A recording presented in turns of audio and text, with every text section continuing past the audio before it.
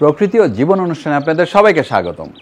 বাংলাদেশের জীববৈচিত্র্য, প্রকৃতি ও পরিবেশের নানা বিষয় নিয়ে আমাদের অনুষ্ঠান প্রকৃতি ও জীবন। আমাদের জীবন আর প্রকৃতি একে অপরের সাথে গভীরভাবে জড়িত। এর নদ নদী, জলবায়ু, গাছপালা, প্রাণী, আমাদের সাথে এদের সম্পর্ক, সচেতনতা ও করণীয় তুলে ধরতে আমাদের এই অনুষ্ঠান।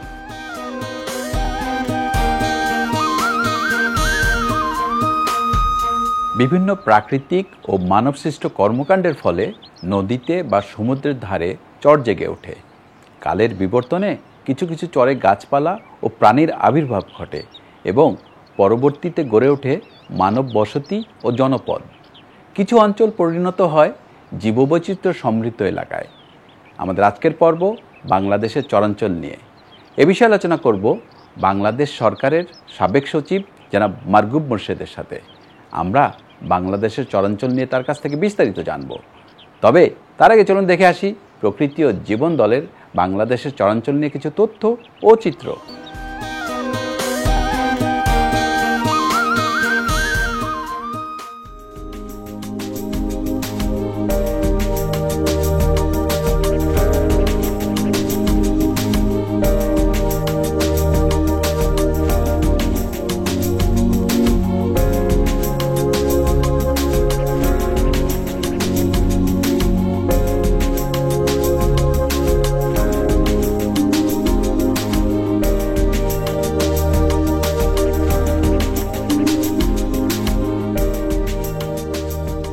আমাদের দেশের বড় বড় নদী, মোহনা ও উপকূল অঞ্চলে আছে বিভিন্ন আকারের চর। সাধারণত নদীর গতিপ্রবাহ বাধাপ্রাপ্ত হওয়ার ফলে ও মোহনীয় পলি জমে গড়ে ওঠে এক একটি চর বা দ্বীপ। যে নদীগুলোর প্রশস্ততা বেশি, সাধারণত সেসব নদীতেই চর গড়ে ওঠে।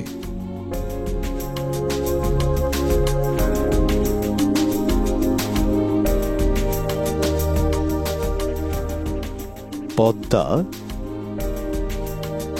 মেঘনা, যমুনা নদীগুলোতে চরের দেখা পাওয়া যায়। খরস্রোতা নদীতে সহজে চর গড়ে উঠতে পারে না।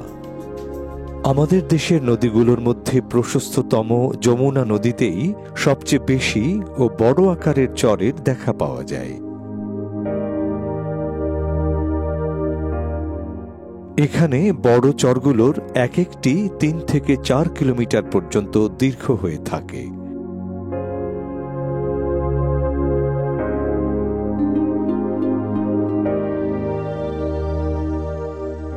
তবে দেশের অভ্যন্তরীণ নদীর চরসমূহ এবং সাগর উপকূলের দ্বীপচরের মধ্যে কিছুটা পার্থক্য রয়েছে।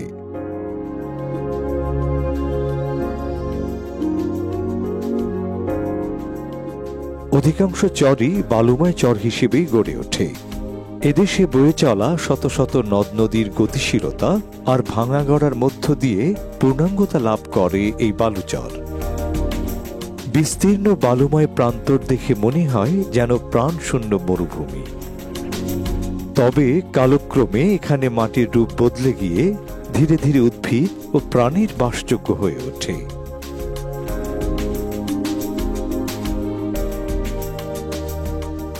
কিছু কিছু চর তৈরি হওয়ার 2-1 বছরের মধ্যে বিলীন হয়ে গেলেও অনেক চর টিকে থাকে বছরের পর বছর ধরে।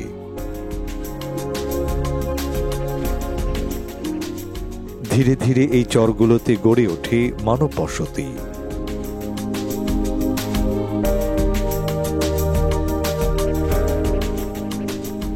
দেশের অভ্যন্তরীণ চরগুলোর বালুময় প্রান্তরে শুরুতেই জন্মায় ছোট ছোট ঘাস জাতীয় উদ্ভিদ। এই উদ্ভিদগুলো থাকার কারণে একসময় মাটির গঠন শক্ত হয়, ফলে অন্যান্য উদ্ভিদ বেড়ে উঠতে পারে।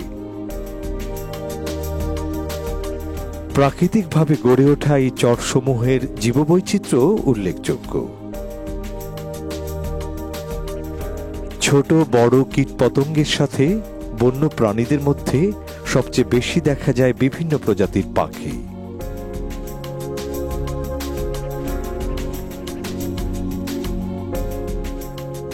অসংখ্য জলচর পাখি এসে ভিড় করে চরাঞ্চলে। এদের মধ্যে বাটান, খঞ্জন, পানচিল, জিরিয়া, হট্টিটি, তুলিকা, গাংচিল, বক, পানকৌড়ি ইত্যাদি পাখি প্রজাতি খাবারের জন্য নদীর দুই কূল ও চরে এসে ভিড় করে। বাটান ও জিরিয়া ছোট ছোট দলে চরের কাদাময় অংশে বিচরণ করে। এরা এদের তীক্ষ্ণ ঠোঁট দিয়ে কাদার মধ্য থেকে খাবার খুঁজে নেয়। খঞ্জন ও হট্টিটি পাখিদের চরের তীর ঘেঁষে বিচরণ করতে দেখা যায়। বিস্তীর্ণ বালুর চরে দেখা যায় বাবু বাটান পাখির ঝাঁক। ধূসর রঙের এই পাখিটি বালিয়াড়ির মাঝেই খাদ্য খায় ও বিশ্রাম নেয়।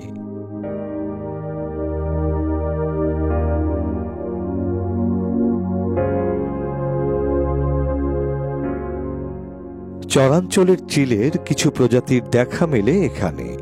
শিকারী পাখি কালোডানা চিল কৃষি জমি থেকে ইঁদুর শিকারে ব্যস্ত থাকে।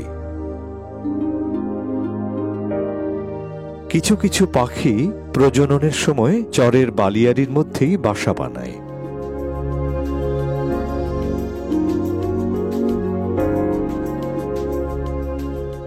শীতের সময় চর ও চর সংলগ্ন নদীতে ভিড় জমায় পরিযায়ী হাঁসের দল। এদের মধ্যে বেশি দেখা যায় খয়রা চকাচকি। এরা দল বেঁধে নদীতে সাঁতার কাটে, আবার কখনো জোড়ায় জোড়ায় বিশ্রাম নেয়। এই পাখিরা একদিকে যেমন ক্ষতিকর পোকামাকড় ও অসুস্থ মাছ খেয়ে আমাদের উপকার করে, অপরদিকে এদের বিষ্ঠা চরের মাটির উর্বর শক্তিও বৃদ্ধি করে। বিভিন্ন কাছিম ডিম পাড়ার জন্য উঠে আসে চরের বালির মধ্যে। একসময় পদ্মা ও যমুনার চরে ঘড়িয়ালের বিচরণ থাকলেও এখন তা দুর্লভ হয়ে গেছে। উপকূলীয় দ্বীপচরগুলোর মধ্যে চর কুকরিমুকরি, উড়ির চর, নিঝুম দ্বীপ, মহেশখালী, সোনাদিয়া উল্লেখযোগ্য। লোনা পানি দিয়ে বেষ্টিত হওয়ার কারণে এখানে কেওড়া, হাড়গজা, বাইন ইত্যাদি উদ্ভিদ জন্মায়। সৈকতের এই দ্বীপচরগুলো যেন পাখিদের জন্য এক অভয়ারণ্য। এখানকার পাখিদের মধ্যে রয়েছে নানান জাতের হাঁস, কয়েক প্রজাতির বাটান,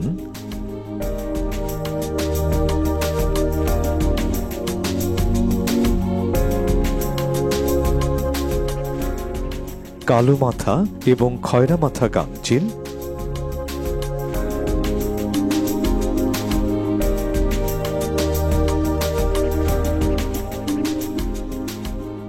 ধলাপেট সিন্ধু ঈগল, দেশি গাং চষা,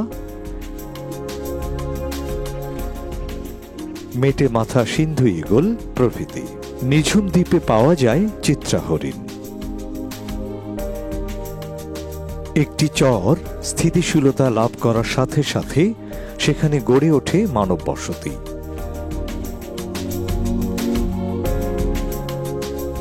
মূলত নদী ভাঙনের শিকার ও আশ্রয়হীন লোকজন এখানে এসে বসবাস শুরু করে। জীবন ধারণের অন্যান্য প্রয়োজনীয় উপাদানও তাঁরা এখান থেকেই সংগ্রহ করে।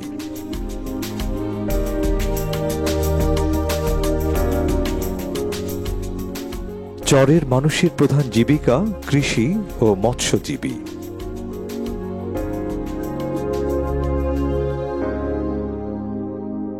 বেলে মাটি হলেও প্রতি বছর বর্ষায় পলি জমার কারণে এখানে ধান, তরমুজ, বাদাম, বিভিন্ন সবজি ও অন্যান্য ফসল জন্মে।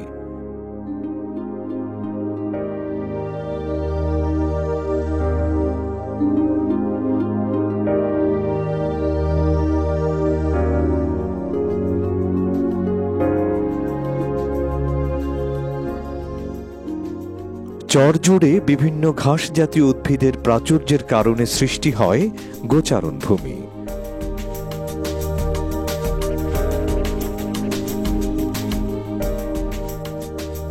বিশাল এলাকা নিয়ে গঠিত এসব তৃণভূমিতে চরাঞ্চলের মানুষ পশুপালনের কাজটিও করে থাকে।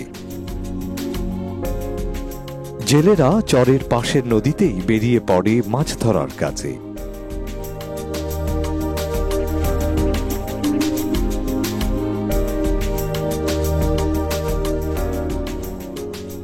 নদীর ভাঙা গড়া আর প্লাবনের সাথে ওতপ্রোতভাবে মিশে আছে চরাঞ্চলের মানুষের জীবন ও জীবিকা।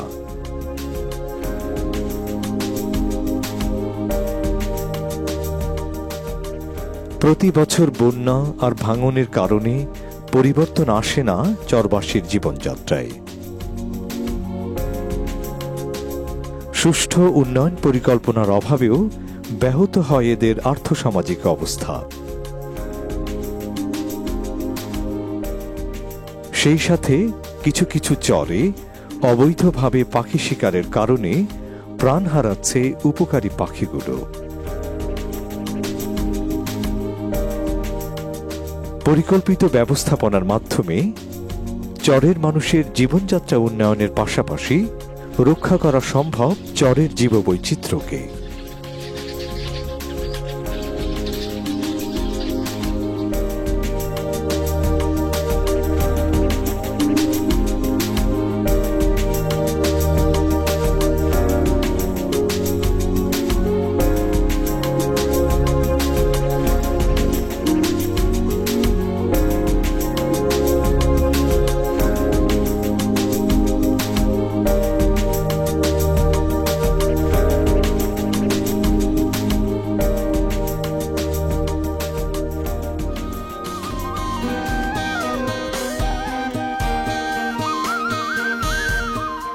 দর্শক মণ্ডলী, আমরা এতক্ষণ দেখলাম বাংলাদেশের চরাঞ্চল নিয়ে বিস্তারিত প্রতিবেদন।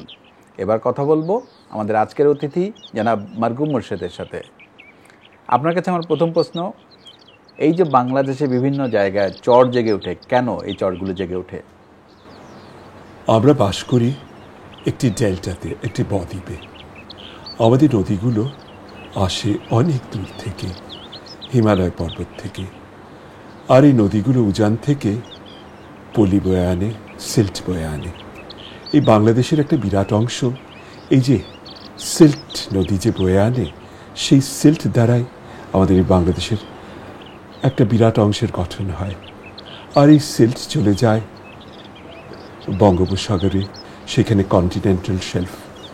আমাদের দুই ধরনের চর হয়, একটা হলো রিভারাইন চর, যেগুলো মোহনাতে হয়, আর হয় যেগুলো এস্চুরাইন বা লিটারাল চর, যেগুলো উপকূলীয় এলাকাগুলোতে হয়।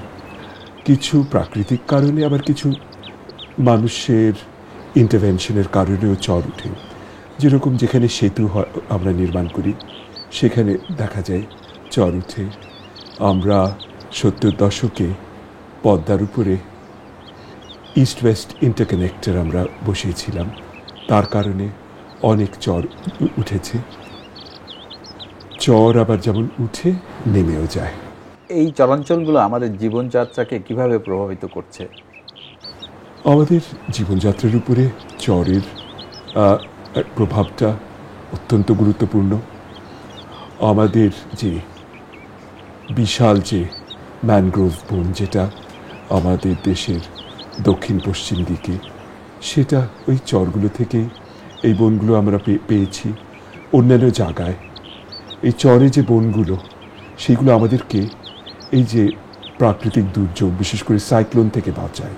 মোহনাতে যে চরগুলো, সেগুলো গোচরণ ভূমি হিসেবে ব্যবহার করা হয়। বলা হয় ফ্লুভিয়াল, আমাদের যে নদীগুলোর ফ্লুভিয়াল মরফোলজি, এই একটা প্রসেস, একটা প্রক্রিয়া চলছে। আর এইভাবেই আমাদের দেশটা গঠিত হয়েছিল, এবং এইভাবেই এই দেশটা আরও এগিয়ে যাবে দক্ষিণে, এর দিকে, বঙ্গোপসাগরের দিকে এগিয়ে যাবে। হয়তো কিছুদিনের জন্যে, হয়তো কয়েক দশকের জন্যে এই ক্লাইমেট চেঞ্জ আর সি লেভেল রাইজের জন্যে হয়তো প্রক্রিয়াটা স্থগিত থাকবে, তারপরে আবার সেই প্রক্রিয়া চলবে আগের মতন। এই চরগুলোর ভৌগোলিক গুরুত্ব কি পরিমাণ? এই চরগুলিতে, আমাদের বড় চরগুলোতে মানুষের বসতিও হয়, কিন্তু এই চরগুলোকে আমার মনে হয় ব্যবহার করা উচিত গোচরণ ভূমি হিসাবে এবং বনায়নের জন্যে।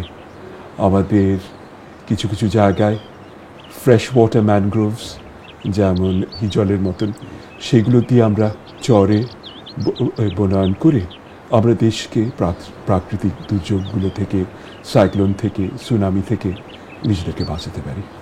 আমাদের জীববৈচিত্র্য এই চরাঞ্চলের ভূমিকা কি? অত্যন্ত গুরুত্বপূর্ণ। আমাদের যেসব অতিথি পাখি আসে, তারা এই চরাঞ্চলেই তারা আশ্রয় নেয়। এই পাখিগুলো বেশিরভাগই হলো ওয়াটারফাউল। তারা এই দেশে আসে শীতের মরশুমে, তারা চলে আসে, তারা এসেই চরেই বসে, বিশেষ করে উপকূলীয় চরগুলোতে বসে। আমাদের বিভিন্ন ধরনের কাঁকড়া, আমাদের বিভিন্ন ধরনের অন্যান্য আমাদের যে অ্যাকোয়াটিক, আমাদের যেটা জীববৈচিত্র্য, সেগুলো একটা চর নির্ভর। যেখানে চর আছে সেখানে এগুলোকে দেখা যায়। আর চরগুলোতে যে বনায়ন হলে পরে অন্য প্রজাতির হরিণ, এরাও তখন ওরা ওইখানেই ওদের হ্যাবিট্যাটটা ওরা করে নেয়। চর ও নদী ব্যবস্থাপনার মাধ্যমে সুষম উন্নয়নকে কিভাবে গতিশীল করা যায়? আমার মনে হয় আমাদের দরকার দেশে নদী শাসন, এবং চরগুলো ব্যবস্থাপনার জন্য আমাদের দরকার দীর্ঘমেয়াদী পরিকল্পনা। এই চরের যে ল্যান্ড ইউজ, সেই পলিসি, আমার মনে হয় সেই নীতি প্রণয়ন করা দরকার, এবং সেই নীতি অনুযায়ী আমাদের চরে বনায়ন এবং গোচরণ ভূমি আমাদেরকে আমরা সৃষ্টি করতে পারি, যার মাধ্যমে আমরা সবাই উপকৃত হতে পারব, আমরা এবং আমাদের পরে যারা আসবে।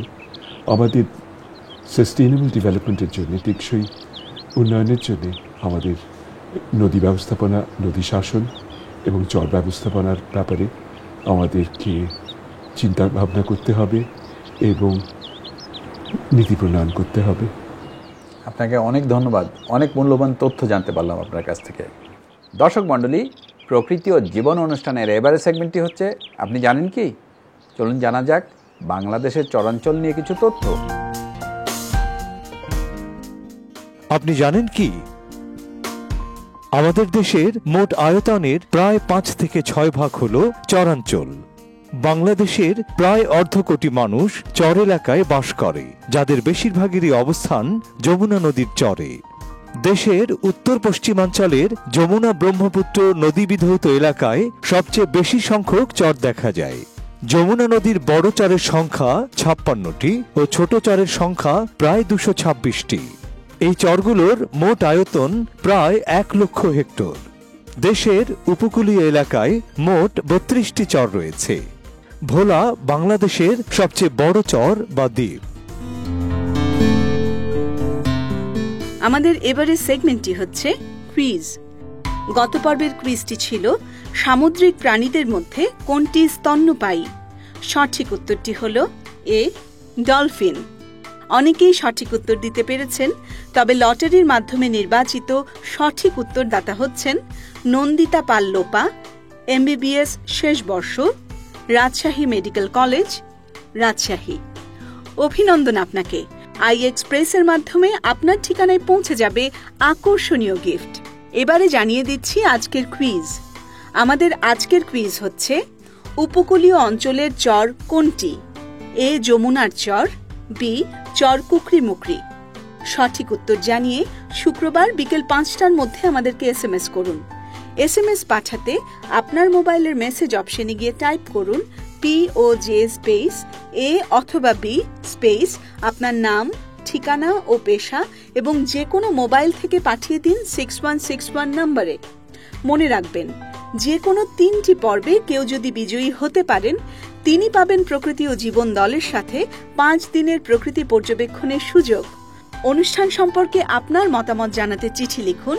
প্রযোজক প্রকৃতি ও জীবন, GPO বক্স নাম্বার 964, অথবা ইমেইল করুন prokriti-ojibon@gmail.com এই ঠিকানায়।